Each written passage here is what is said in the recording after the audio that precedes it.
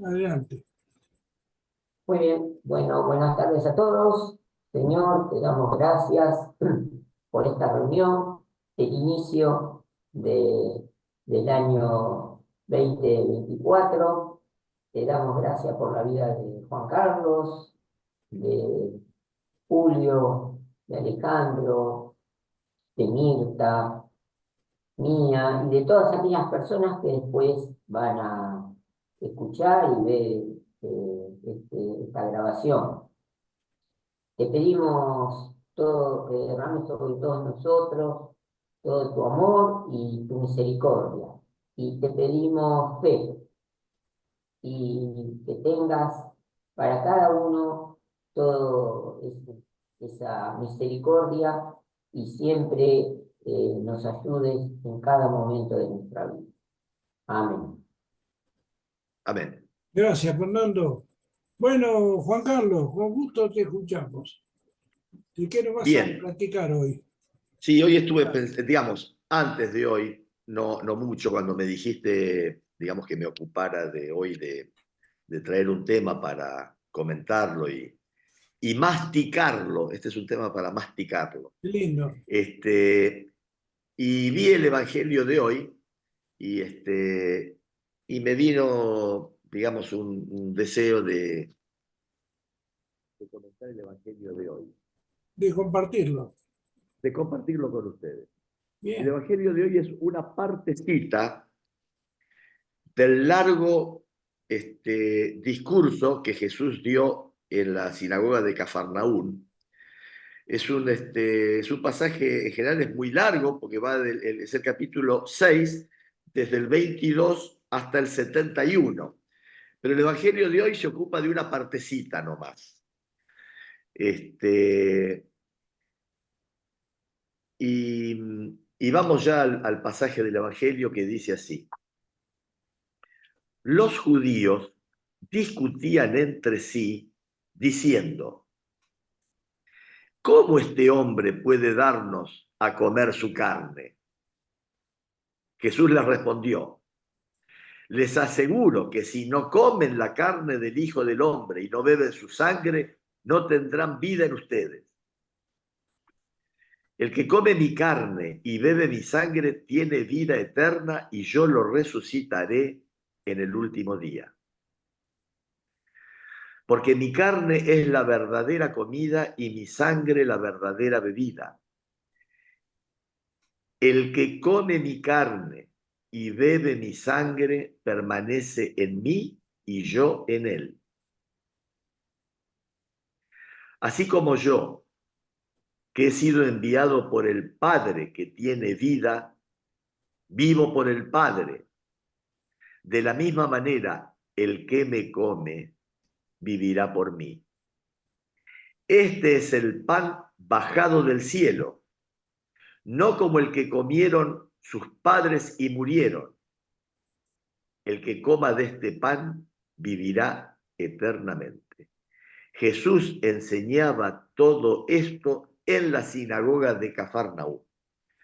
Palabra del Señor, gloria a ti, Señor Jesús.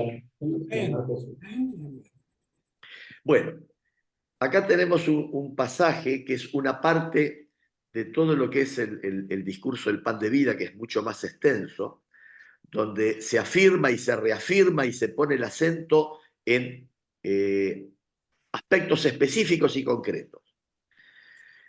Yo lo que quiero pedirles, y trataré también en mi persona, de ubicarnos en la escena que nos describe el Evangelio. Primero habla de que estamos en una sinagoga, o sea, estamos en un lugar santo, sagrado, de respeto, ¿no? de recogimiento, de una atención especial.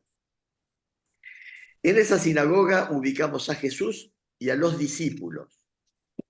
Habla de discípulos, o sea, hay un grupo, habrá habido otros hombres también, pero habla de un grupo importante de discípulos, entre los cuales están los que después van a ser los apóstoles. Pero aquí, digamos, en un principio, en el comienzo del relato, habla de discípulos. Quiere decir que son personas que ya han recibido explicaciones, clases, ya han recibido la palabra de Jesús que ha comenzado a transformarlos.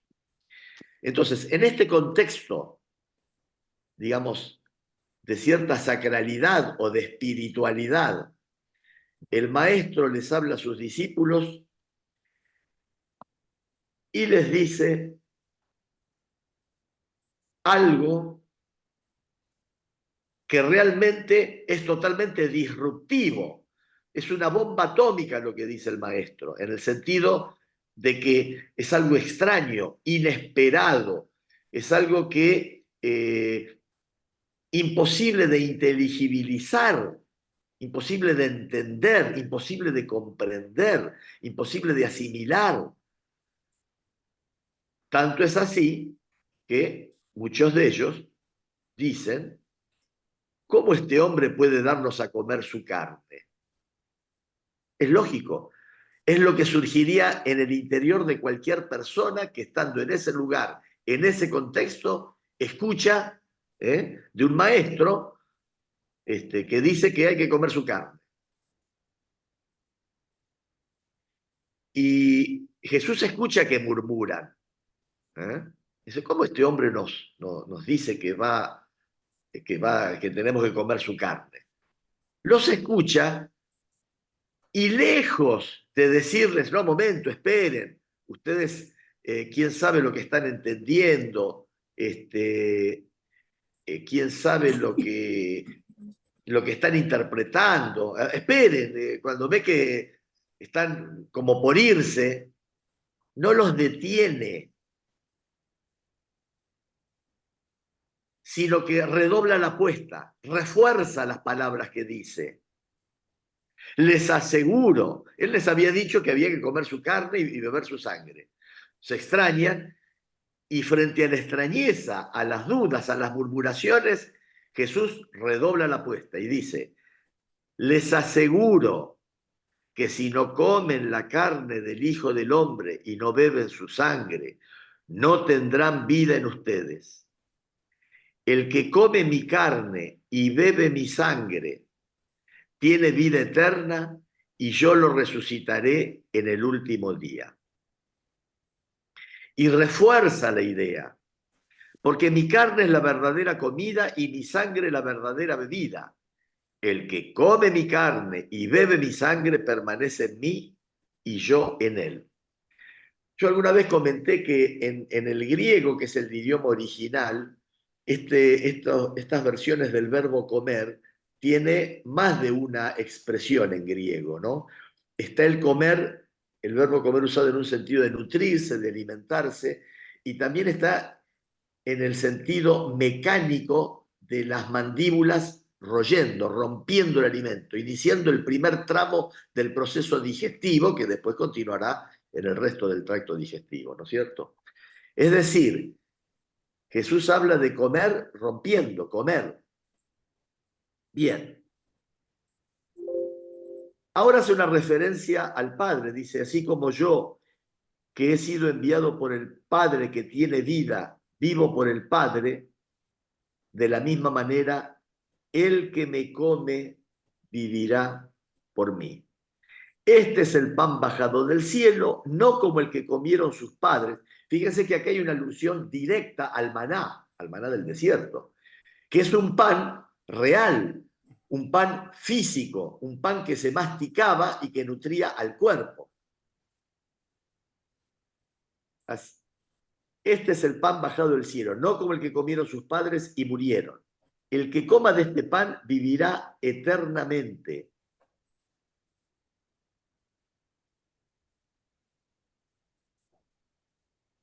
Jesús enseñaba todo esto en la sinagoga de Jerusalén. Bueno, ahora hagamos el esfuerzo de instalarnos en ese lugar, ese día, en ese momento.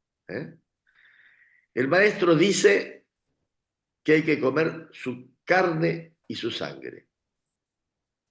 Ya dijimos que causó sorpresa, que algunos empezaron a murmurar. Todos, absolutamente todos, recibieron sus palabras de un modo literal, todos. De otro modo, no se explica que algunos se escandalicen y otros se queden en silencio perplejos. Si los discípulos hubieran pensado que las palabras de Jesús tenían un sentido metafórico,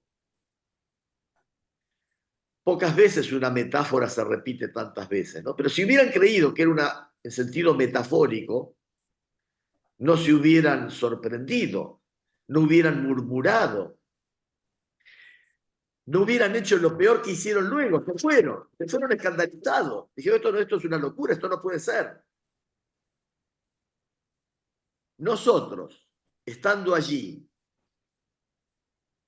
¿cómo recibiríamos estas palabras? El mismo Jesús nos dice, hay que comer mi carne y beber mi sangre. ¿Qué hacemos? Bueno, obviamente que nadie entendió, ni los que se fueron, ni los que se quedaron. Y muchas veces no es necesario entender lógicamente, entender la razonabilidad mental, la razonabilidad a través de silogismos, de pensamientos. Acá ninguno entendió nada, los que se quedaron con el razonamiento mental se fueron. Obviamente, dijeron que este hombre está desvariando. Para colmo, para los judíos, la sangre era un elemento prohibido para comer. Comer la sangre era pecado. Así que el maestro les dice, tiene que comer mi carne y beber mi sangre. Era una afirmación ininteligible desde todo punto de vista. Y se van. Y Jesús no los detiene. Yo me imagino algún predicador cristiano que diciendo algo y un grupo por ahí no le entiende, lo detiene y dice, momento muchachos, ustedes están entendiendo mal, esto... No, Jesús no los detiene. Ellos ya han tomado su decisión en su corazón, han pasado las palabras que escucharon por el tamiz de su forma de ver las cosas. De su forma de ver las cosas. Y disculpen, ahora voy a hacer una pequeña referencia científica, porque ha habido un momento, se anuncia algo que es rechazado, que es ininteligible. Cuando Copérnico dijo, señores, no es el sol el que se mueve, es la Tierra, lo tomaron por loco. Era absurdo que se moviera la Tierra, era contrario a la experiencia cotidiana y humana. Todos en el mundo, siempre, hasta la llegada de Copérnico, siempre habían visto que la Tierra estaba quieta y que el Sol se movía. Bueno, Copérnico puso patas para arriba la cosmovisión del mundo. Efectivamente, el hombre pudo luego verificar, no ya con su experiencia cotidiana, inmediata, con su bagaje, con sus conocimientos del momento, eso que estaba anunciando Copérnico, a través de un proceso científico, finalmente se llegó a descubrir de que tenía razón. En su momento nadie le creyó, lo tomaron por loco a Copérnico. Esta expresión de Copérnico se utiliza también para aquellos, hoy la ciencia lo utiliza, para aquellos que se quieran acercar a descubrir los misterios, digamos, de la física cuántica. Le dicen, bueno, mire, si usted va a entrar en el mundo de las partículas atómicas, olvídese de todos sus preconceptos, de toda su idea de cómo es la vida, cómo es la materia, cómo es el universo. Sáquese todo eso de encima. Haga como los contemporáneos de Copérnico.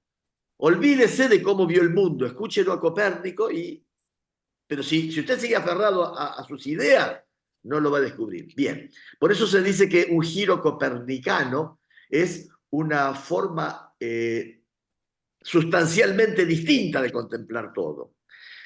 También la física cuántica nos lleva a un estado en el cual, para entender la física de las partículas del mundo atómico, del mundo dentro del subatómico, tenemos que olvidarnos de todo lo que aprendimos en la vida de todo. Tenemos que empezar algo nuevo. Bien, acá con Cristo pasa lo mismo. Con Cristo pasa lo mismo. Pero nadie les dijo, muchachos, momento, olvídense de todo lo que da. No. Jesús habla, anuncia, dice, y aquellos que se quedan con sus preconceptos, con lo que creen que Jesús le tiene que decir según lo que ellos esperan, según el mundo que ellos han conocido, según la formación que han recibido, esos no lo entienden y disgustados, incómodos, yo diría, además de sorprendidos, como desilusionados, ¿no? Como diciendo, esto es el mensaje, y se van, y se van. ¿Quiénes se quedan? Los que entendieron, que sí, nosotros la tenemos clara, nos quedamos con el maestro. No, tampoco, no entendieron nada. Posiblemente hayan entendido menos que los otros. ¿Y por qué se quedan? ¿Por qué se quedan? Porque tienen confianza en el maestro, confían en el maestro que tienen enfrente, más allá que los pensamientos internos de sorpresa, en fin, de extrañeza. Toman distancia de los que murmuran y se van. ¿Por qué? Porque en el fondo ellos dicen, bueno, si lo dice el maestro, bueno, el maestro, qué sé yo. Ponen por encima de sus impulsos, de sus ideas, de sus mentes, ponen su fidelidad, su confianza en el maestro. Bueno, si no lo entendemos, el problema es nuestro. Lo que dice el maestro, lo dice el maestro, no lo cuestiona. Ellos también lo tomaron en sentido literal. Por eso, los que se fueron y los que se quedaron, en sentido estrictamente literal. No había otra forma de entenderlo. A ver, no se explica. Si hubieran dicho, está hablando en modo simbólico, él está hablando del símbolo, como que su doctrina es el pan, no está hablando de sus células, sus huesos, su sangre, no, está hablando en un sentido abstracto, en un sentido espiritual. No, si Dios se hace carne y dice, hay que comer mi carne, no está hablando de un modo, diríamos, un mundo de rúa, de espíritu, de viento. Bueno, entonces los discípulos se quedan porque confían en el maestro, no confían en sus razonamientos sobre lo que podría significar eso. No, se quedan. No entienden, pero se quedan. Bueno, entonces vamos a ver cómo estos discípulos, los que dicen que esto no puede ser, se van, están los que se quedan, y Jesús les hace como una especie de pequeño desafío. Les dice, ustedes también se quieren ir. Y acá viene una de las profesiones de fe que la Iglesia recuerda con tanta gratitud y tanto cariño. Toma la palabra Pedro. Siempre en todo grupo humano, siempre está el que de algún modo lidera a los demás o se anticipa a los demás o habla en nombre de los demás. Y aunque yo estoy seguro que a los otros no les vino esta respuesta, adhirieron. Al escuchar lo que dice Pedro, adhirieron. Fue el primero que, frente a esto de hay que comer la carne y beber su sangre, el escándalo de lo que eso significa, y muchos se van, y Jesús les dice, ustedes también se quieren ir. Es decir, en medio, tácitamente está como queriendo decir, ustedes también se escandalizan, les suena raro esto, también se quieren ir.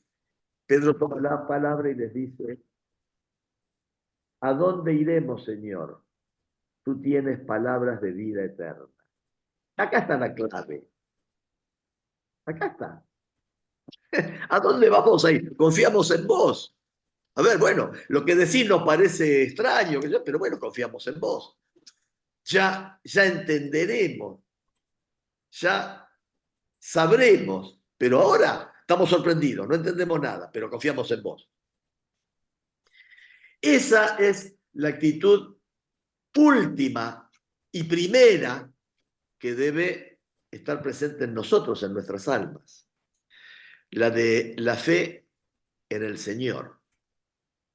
Más allá de nuestras dudas, inquietudes, pensamientos, creer en Cristo. Cuando Pedro camina sobre las aguas es porque está firmemente creyendo en que su maestro lo llama.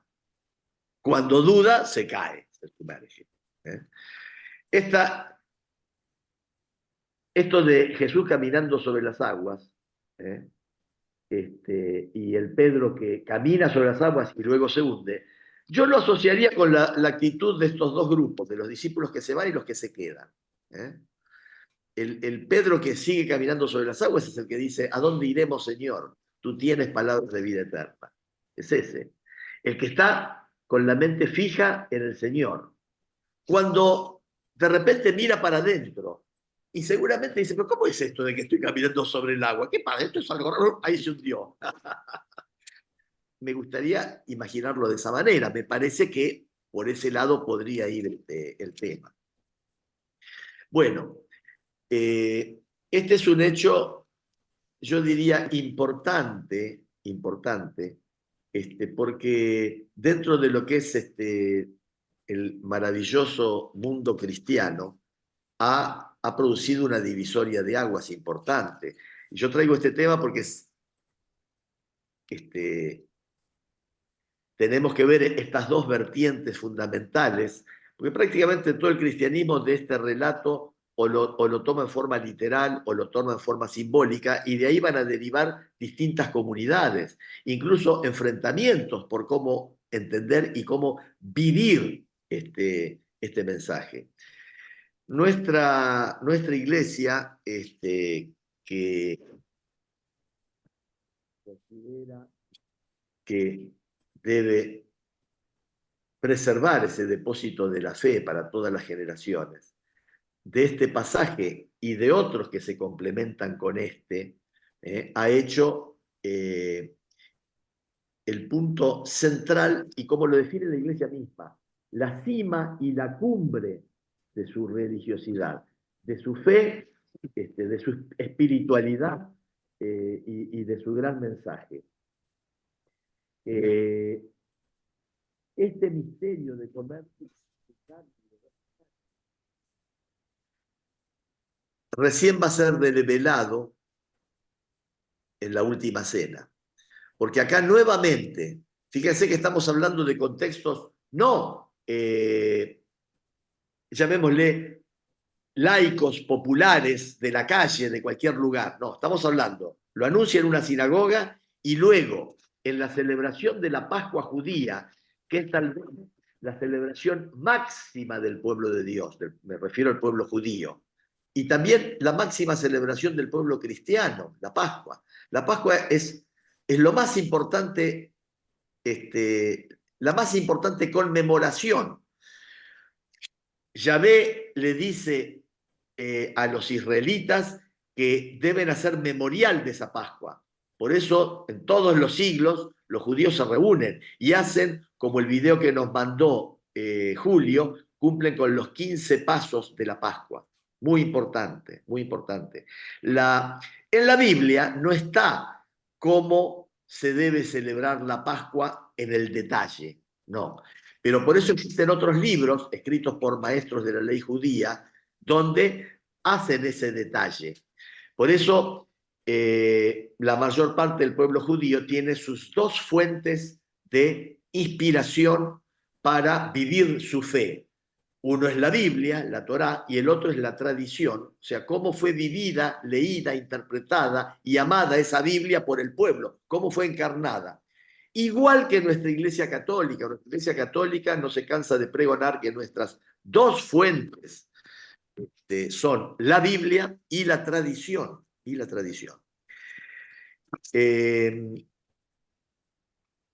Yo quería comentarles algunos aspectos acá sobre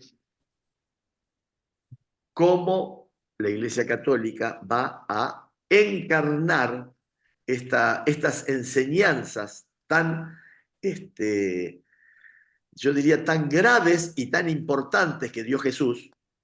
Y sobre este punto, porque cuando Jesús dice hagan esto en memoria mía, así como dice vayan y bauticen, está dando un mandato a los cristianos de cumplir con esto. Y la liturgia es la forma en cómo hablamos con Dios, cómo lo escuchamos, cómo nos relacionamos con Dios. Y la liturgia tiene su importancia. No es un aspecto puramente formal que se podrá hacer de muchas maneras, de cualquier manera, de modo improvisado. Así como una boda. Uno va a decir, ¿qué es lo más importante de la boda? Es el amor de los contrayentes. Pero también es importante dónde la quieren celebrar. Esos jóvenes que dicen, no, nosotros necesitamos casar, nosotros nos queremos y ya está. Y, a ver, yo le pregunto a Alejandro, si un joven te dice, mira, yo no necesito ni papel, ni libreta, ni boda, ni templo, ni nada, porque nosotros nos queremos y ya con eso es suficiente. ¿Vos qué le dirías? ¿Que tendría algún plus importante el celebrar esa vocación al matrimonio dentro de una comunidad, en un lugar sagrado, en un lugar... ¿Qué le responderías? Bueno, mirá, cuando a mí me tocó hablar con gente que deseaba casarse, siempre les recomiendo primero que los dos caminen en el Señor, caminen Sí. con el Señor. Fundamental, sí. Lo Claro, primero es la base del matrimonio. sí. Y que tengan, y ahora con los años me he dado cuenta, que es importante que no se hayan convertido hace un mes, hace 15 días, sino que tengan Un años camino. de camino. Claro. Y después, bueno, recomendaría también que tengan madurez emocional, económica, que tengan... Sí, La gente cree que el matrimonio es algo sencillo. Y yo creo que claro, es una de las cosas más complejas de la vida, porque claro, el claro, Señor nos llama a que sea el mismo matrimonio hasta que uno de los dos fallezca. Lo cual claro, puede ser un claro. matrimonio para toda la vida. Sí, sí, bueno, pero oíme, pero específicamente sobre el momento de la formalización La del formalización. matrimonio. Pero primero tiene que Sí, haber una base. O sea, sí, seguro. formalizar. Vamos a dar por supuesto que está todo esto.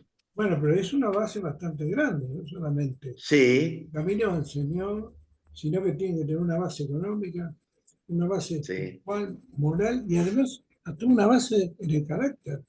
Tiene que tener suficiente carácter los dos, no ser de carácter de veleta o díscolos o muy jóvenes y impulsivos. No se pueden casar por impulso o porque estuvieron bien una noche juntos, ¿no? Por eso no. Tiene que haber no, más está bien. cosas. Estamos de acuerdo, Tiene que haber más pero cosas. Si se da todo ¿tiene, eso, seguramente tiene algún valor? esa gente se va a casar como Dios manda. Va a buscar una iglesia, va a buscar un sacerdote, va a buscar un pastor y va a hacer la unión en presencia de la familia de Dios. Por supuesto que tiene un valor porque uno se casa primeramente delante de Dios y también delante de los hombres. Eh, no, no es tanto el valor de que si se casan en una fiesta opulenta, no es una fiesta humilde, sencilla, no importa eso. Lo importante es que lo hagan de corazón y que se den todos esos preceptos que yo te decía antes, ¿no? Y por supuesto, buscando la vida del sacerdote, porque ya eso implica que están en una iglesia, que están en una comunidad, que están buscando a Dios. Y una cosa que a mí me quedó muy clara, uno se casa no para vivir feliz con la mujer, sino para la gloria de Dios. Claro, Aprende claro, eso, es lo claro, esencial del claro. matrimonio por otro aspecto, porque las dos personas, en vez de mirarse los defectos, lo miran a Dios y eso los une. Es interesante, vos fíjate, si vos en vez de mirar los defectos que tiene tu cónyuge, lo mirás a Dios, eso nos une, los hace amarse a pesar de que siempre va a haber, y más, toda la vida, imagínate, siempre hay dificultades, experiencias no satisfechas, Está bien. Bueno, momentos. pero yo quería llegar a ese punto. ¿Vos considerás que es importante que haya un antes y un después de la boda, que haya un momento que esa unión para la gloria de Dios se formalice dentro de una cierta liturgia, no de cualquier Lógico, porque modo? además comprenden la trascendencia del acto que están haciendo, que lo están Claro. haciendo Y que delante. además es un acto comunitario, involucra a toda la comunidad. Claro, claro. Para mí es el paso más importante en la vida del hombre, ¿no? Perfecto. Bueno, yo a ese punto quería llegar. La importancia de la liturgia. Por eso es muy importante cuando Jesús dice comer su carne y beber su sangre, y en la última cena va a decir hagan esto en memoria mía, es muy importante cómo hacer memorial, cómo llevar a los hechos esa orden del maestro. Bueno, en la iglesia este es un sacramento, es el sacramento que culmina la iniciación cristiana. La formación cristiana se inicia con el bautismo, se consolida con la confirmación y se culmina con la Eucaristía. Entonces dice así, voy a leer acá un texto sobre la Sagrada Eucaristía que dice así, la Sagrada Eucaristía culmina la iniciación cristiana. Los que han sido elevados a la dignidad del sacerdocio real por el bautismo, habíamos hablado, nosotros por el bautismo ya hemos sido elevados al sacerdocio, y configurados más profundamente con Cristo en la confirmación. Acordémonos que en el libro de los Hechos se relata el bautismo de una persona y después va el apóstol a confirmar ese bautismo. Está el bautismo y la confirmación. Entonces, configurados más profundamente con Cristo por la confirmación, participan por medio de la Eucaristía con toda la comunidad en el sacrificio mismo del Señor.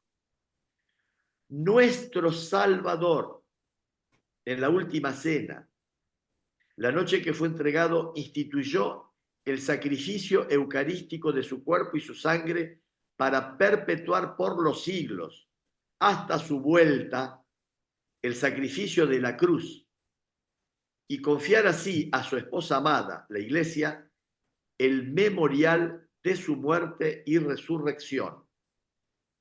Sacramento de piedad, signo de unidad, vínculo de amor, banquete pascual en el que se recibe a Cristo. El alma se llena de gracia y se nos da una prenda de la gloria futura. En la Iglesia Católica, la Eucaristía es fuente y cima de toda la vida cristiana. Por eso no cesamos en comentarlo esto, porque es fuente y cima, o sea, nos nutre como una fuente y es lo más alto de nuestra vida cristiana. Los demás sacramentos, como también todos los ministerios eclesiásticos y las obras de apostolado, están unidos a la Eucaristía y a ella se ordenan.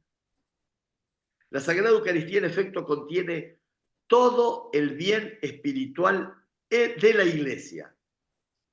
Es decir, Cristo mismo, nuestra Pascua. La Eucaristía significa y realiza la comunión de vida con Dios y la unidad del pueblo de Dios, por las que la Iglesia es ella misma. En ella se encuentra a la vez la cumbre de la acción por la que en Cristo Dios santifica al mundo y del culto que en el Espíritu Santo los hombres dan a Cristo y por él al Padre. Finalmente, por la celebración eucarística nos unimos ya a la liturgia del cielo y anticipamos la vida eterna cuando Dios será todo en todos. Esa liturgia del cielo tan admirablemente descrita en el libro del Apocalipsis, donde hay cordero, donde hay pueblo, donde hay sacerdotes, donde hay altar, donde hay todos los elementos que hemos visto, oraciones, señales de la cruz, candelabros. Bueno, hemos visto que en esa liturgia particularmente expresada en el Apocalipsis y vivida por las primeras comunidades cristianas.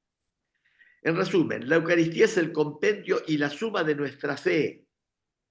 Nuestra manera de pensar armoniza con la Eucaristía y a su vez la Eucaristía confirma nuestra manera de pensar. Vamos a hablar del nombre de este sacramento. La riqueza inagotable de este sacramento se expresa mediante los distintos nombres que se le dan. Cada uno de estos nombres evoca alguno de sus aspectos. Se la llama Eucaristía porque es acción de gracias a Dios, acción de gracias a Dios. Las palabras Eucharistein, usadas por Lucas capítulo 22, versículo 19, en la epístola primera de los Corintios 11, 24, y Eulogein, en Mateo 26, 26, Marcos 14, 22, recuerdan las bendiciones judías que proclaman, sobre todo durante la comida. En el video que nos mandó Julio, habla de todas las bendiciones que se proclaman durante la comida. Y particularmente en la Pascua judía, las bendiciones que acompañan a cada una de las 4 copas.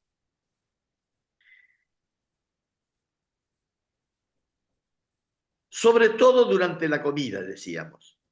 Las obras de Dios, la creación, la redención y la santificación. Estas 3 obras. Dios nos creó, caímos por el pecado de Adán y Eva, nos redimió y luego, a través de nuestra vida, en este momento de la historia del pueblo de Dios y nuestras historias personales, estamos llamados a configurarnos con Cristo, a ser santos. También se lo llama banquete del Señor. Banquete del Señor. No nos olvidemos que Jesús habla el reino lo asemeja a un banquete, a una comida. Banquete del Señor, porque se trata de la cena que el Señor celebró con sus discípulos, la víspera de su pasión y de la anticipación del banquete de bodas del Cordero en la Jerusalén celestial. En el Apocalipsis también está ese banquete y las bodas del Cordero. Se la llama también fracción del pan, porque este rito propio del banquete judío, en el banquete judío parten el pan. Por eso Jesús lo parte, pero en el caso de él, la rotura del pan es un símbolo, yo diría, perfecto y magistral de la ruptura de su cuerpo que va a producirse poco después en su pasión. Fíjense, esto es mi cuerpo, se rompe, su cuerpo es roto también. Entonces, en la fracción del pan, la Eucaristía es fracción del pan, porque este rito propio del banquete judío fue utilizado por Jesús cuando bendecía y distribuía el pan como cabeza de familia, sobre todo en la última cena. En este gesto los discípulos lo reconocerán después de su resurrección. Efectivamente, los discípulos de Maús lo reconocen cuando parte el pan. Fíjense que cuánta unión estrecha y profunda hay entre ese pan y el mismo Cristo. Y también lo van a reconocer cuando resucitado se les aparece y les pide algo de comer, y cuando dicen que lo reconocen cuando parte el pan. Era el Jesús resucitado. Pero ahí lo reconocen, cuando parte el pan, no antes. Antes tenían una sospecha, una presunción, pero Lo reconocen al partir el pan. Entonces, en este gesto, en el de partir el pan, los discípulos lo reconocerán después de su resurrección. Y con esta expresión, los primeros cristianos designaron sus asambleas eucarísticas. Con él se quiere significar que todos los que comen de este único pan partido, que es Cristo, entran en comunión con él y forman un solo cuerpo con él. También se lo llama asamblea eucarística, porque la Eucaristía es celebrada en la asamblea de los fieles, expresión visible de la Iglesia. También es memorial de la pasión y de la resurrección. La Eucaristía es memorial de todo ese conjunto, que es última cena, pasión y resurrección. Pascua, pasión y resurrección están todos íntimamente vinculados, unidos. Y la celebración, cuando Jesús dice, hagan esto en memoria mía, los primeros cristianos interpretaron hacer memorial de todo eso. Porque ya en alguna vez dijimos, no se explica la última cena si no siguiera luego la pasión. Tampoco se entendería la pasión sin la última cena. Y ninguna de las dos se entendería sin la resurrección. Entonces, es memorial de la pasión y de la resurrección del Señor. Santo sacrificio también se lo llama, porque actualiza el único sacrificio de Cristo Salvador e incluye la ofrenda de la Iglesia, o también santo sacrificio de la misa, sacrificio de alabanza. Esto está dicho en Hechos 13:15. Sacrificio espiritual, sacrificio puro y santo, puesto que completa y supera todos los sacrificios de la antigua alianza. En la antigua alianza ya roto la unión del hombre con Dios, del paraíso por el pecado. En el paraíso el hombre trataba directamente con Dios, cara a cara, pero rota esa relación, la unión va a quedar a través del sacrificio. Por eso ya entre Caín y Abel viene el problema cuando hacen los sacrificios. La relación del hombre con Dios va a estar en torno del sacrificio. En la antigua alianza. En la nueva alianza también. Pero ya aquí el sacrificio es el sacrificio mayúsculo, definitivo y final. Es la nueva alianza, la nueva y definitiva alianza, que Jesús va a decir sellada con mi sangre en la cruz. Y esa nueva alianza también tiene un sacrificio, que es el del Cordero Pascual, que es el de Cristo mismo. Y así como en la Pascua judía comían el Cordero Pascual, también en la nueva alianza, en la nueva y definitiva Pascua, también comemos al Cordero. El Cordero es Cristo y lo comemos a Él. También a la Eucaristía se la llama Santa y Divina Liturgia, porque toda la liturgia de la Iglesia encuentra su centro y su expresión más densa, más concentrada en la celebración de este sacramento.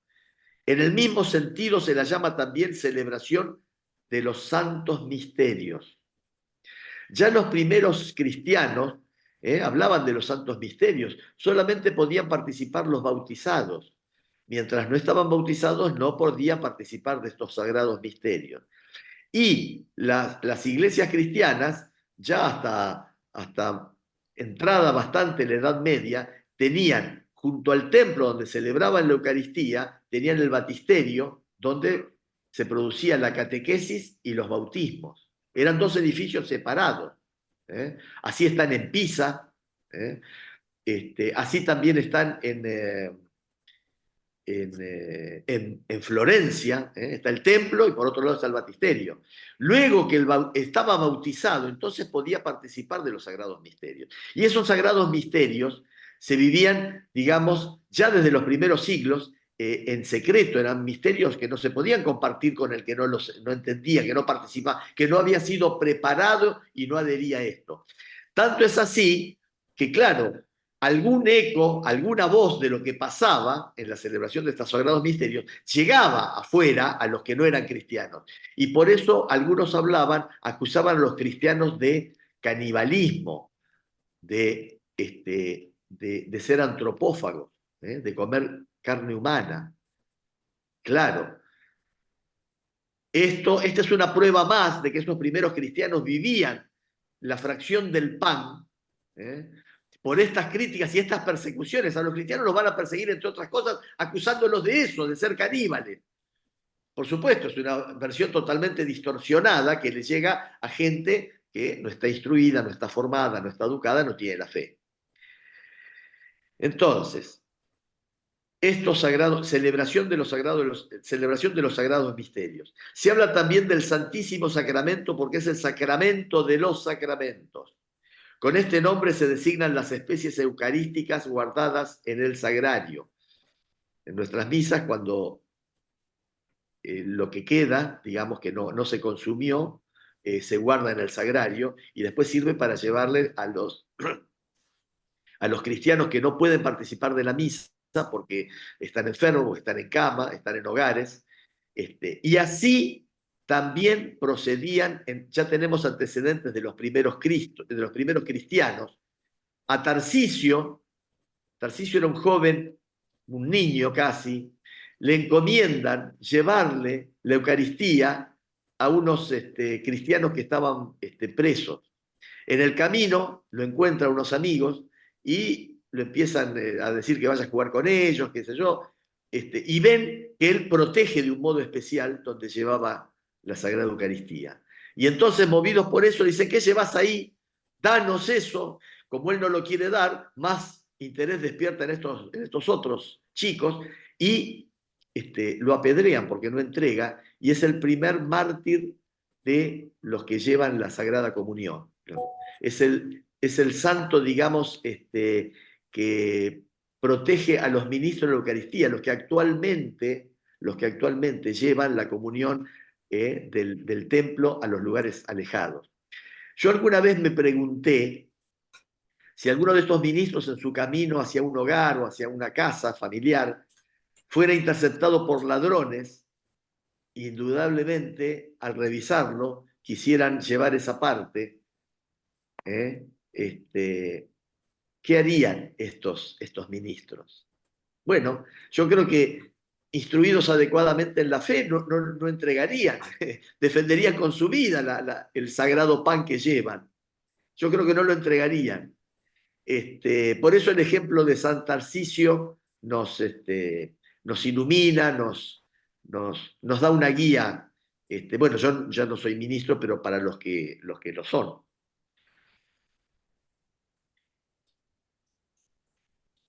Comunión, también se lo llama comunión, porque por este sacramento nos unimos a Cristo que nos hace partícipes de su cuerpo y de su sangre para formar un solo cuerpo. Se la llama también las cosas santas. Es el sentido primero de la comunión de los santos, de que habla el símbolo de los apóstoles. Pan de los ángeles, pan del cielo, medicina de inmortalidad y viático. Ya dijimos que en el Apocalipsis Jesús dice, a una de las iglesias le dice, les daré un maná misterioso. Bien, la Santa Misa, porque la liturgia en la que se realiza el misterio de salvación se termina con el envío de los fieles. La misa termina con el envío de los fieles a fin de que cumplan la voluntad en su vida cotidiana. Bueno, con el horario estamos cerca, ¿no es cierto? Sí, Bueno, yo después me gustaría continuar esto hablando del tema los signos del pan y del vino, pero eso lo dejamos para un futuro. Bueno, muchas gracias. Realmente muy interesante y instructivo. Y interesante que vos, lo que dijiste, de alguna manera dejaste sentado el hecho de la importancia del matrimonio, porque el Señor habla de las bodas del Cordero, ¿no? Fíjate lo trascendente que debe ser el matrimonio, cuando el Señor habla también, en una forma alegórica, de las bodas del Cordero en la eternidad con el Señor, ¿no? Eso reafirma el concepto. Y al mismo tiempo, digamos, reafirma esto que vos comentabas, el concepto del sacrificio de Cristo por los nuestros. Porque el hecho de comer su cuerpo y beber su sangre también habla del sacrificio de Dios en favor de su pueblo, ¿no? Es muy importante tenerlo en cuenta. Y como bien dijiste, no es algo que podamos apelar a nuestro entendimiento para comprenderlo. En realidad, casi todo el camino de Dios es un camino de fe, y donde uno abre el corazón y es la gracia sublime de Dios que nos va abriendo los ojos cuando Él quiere. Yo siempre digo que a mí no me convirtieron los hombres, me convirtió el Señor. Es el Señor el que te convierte. En la medida que vos abrís tu corazón y estás como un niño buscando a su padre en los cielos, ¿no? Sin, Sí. sin polémicas intelectuales y sin tratar de entenderlo con el razonamiento lógico. Es como decía de Copérnico, ¿no? Porque si uno mira, es verdad eso. Si uno mira el cielo, cree que lo que se mueve son las estrellas, se mueve todo menos uno. Uno está quieto, lo que lo rodea está quieto, y es exactamente al revés. Es interesante, muy interesante lo que comentaste. Y espero que tal vez ayude a dos puntos. Por un lado, profundizar la trascendencia de la comunión con el Señor y la comprensión del sacrificio de Cristo. Y también a comprender a aquellos que se acercan al camino de la fe, que tienen que dejar de lado sus razonamientos humanos. Eso es la parte más difícil. En general, la gente, a mí y a todo el mundo, es lo que más le cuesta, ¿no? Porque muchos no lo entienden y tratan de entenderlo y es más difícil todavía. Quiero creer que vos te referís a los aspectos humanos, digamos, menores de debilidad, de fragilidad. Porque también tenemos que, dentro de lo humano está también la fe, las virtudes, ¿no es cierto? Dentro de lo humano convive lo bueno y lo malo, las luces y las sombras. No, seguro. Pero me refiero de que para analizar esa fe, tenemos que desprendernos de todo nuestro razonamiento cotidiano. Tenemos que dejar, me decía mi hermano, ¿no? Deja que Dios te sorprenda, que Dios nos vaya mostrando, nos vaya revelando eh, sus propósitos, su camino, y recibiendo esa revelación, que eso es lo que nos edifica, ¿no? Pero que a priori, si intentamos entenderlo humanamente, es muy difícil. Yo diría casi imposible. Humanamente, sí, o sea, si Dios no se revela, si Dios no nos da por su gracia, su amor y su misericordia, revelación y guía y fuerza, es muy difícil. Humanamente es así, yo diría imposible, ¿no? Por eso muchos ponen primero su mente, sus pensamientos por delante y dejan el camino de la fe, lamentablemente. Enseguida, en vez de dejar que Dios a su tiempo se revele, se muestre, edifique, en fin. Dios es Dios. Y a veces digo, a veces pienso, entre yo y una hormiga hay una gran diferencia. Pero entre Dios y yo hay una diferencia mucho más grande. Entre Dios, entre una hormiga y yo. ¿Cómo lo Sí, ves? pero esa distancia se ha, digamos, acortado de alguna manera por la presencia de Cristo. Porque Cristo es Dios y es hombre, y es el puente Sí, sí, necesario y perfecto. claro. Pero tenés que tener fe y esperanza, y esperanza y esperanza. El pueblo de Israel, creía en Dios, pero no sabía cómo era, no tenía no tenían una imagen. Nosotros tenemos una imagen de Dios, porque se hizo No hombre. solamente que no tenían una imagen, sino que no lo nombran. Claro. O lo O nombran de sea, un... Sí. tiene una pregunta. ¿El pueblo judío en algún momento hubo sacrificios humanos? No, yo de lo poco que yo sé, que es bien poco, había sacrificios humanos en pueblos, digamos, vecinos, en pueblos con los cuales ellos entraban en relación o en guerra, pero dentro del pueblo judío no, pero Me parece que no. digamos, no quedan registros de sacrificios humanos. Lo que no quiere decir que, porque el pueblo judío se fue en su etapa de formación, recibió grupos humanos provenientes de muchas vertientes, no tiene una pureza racial o étnica, y es posible que entre esos grupos, que además venían con sus creencias, con sus... cuando se pueden adorar el becerro de oro, eso es porque era una práctica de algunos de los pueblos que se fueron uniendo, que la traían de otros antecedentes, ¿no? Pero, digamos, por eso la lucha, ¿no? De solamente rendir culto al Dios verdadero. Además, cuando salen de Egipto, también en Egipto, cuando eran esclavos, rendían culto a los dioses de Egipto.